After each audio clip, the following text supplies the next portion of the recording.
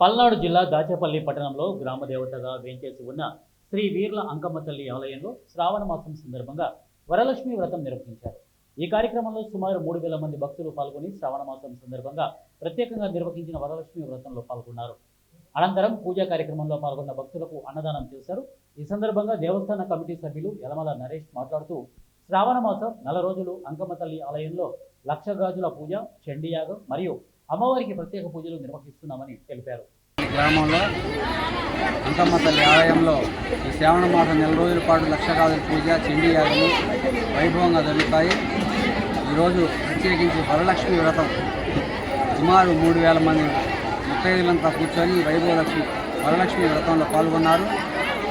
దానికి భక్తుల సహకారం కలిగింది. దానికి సంబంధించి ప్రతి ఒక్క ముత్తైదుకి వెండి రూపును కొంతమంది భక్తులు సమర్పించుకున్నారు. అలాగే టమటం శ్రీనివాసరావు గారు, మైల మల్లారెడ్డి గారు, తొంటే నరసింహారావు గారు అందరి మీద వచ్చిన భక్తులందరికీ వెండి రూపులు సమర్పించుకొని భక్తులంతా ఈరోజు తరించిపోయారు. అట్లాగే అందరూ అంకమ్మ తల్లిని దర్శించుకొని తీర్థప్రసాదం స్వీకరించి ఆ తల్లి ఈరోజు 3 క్వింటాల రైస్ అన్నదానం జరిగింది. వచ్చిన భక్తులందరికీ అన్నప్రసాదాలు, 9 రకాల నైవేద్యాలు ఆ వెండి రూపాలతో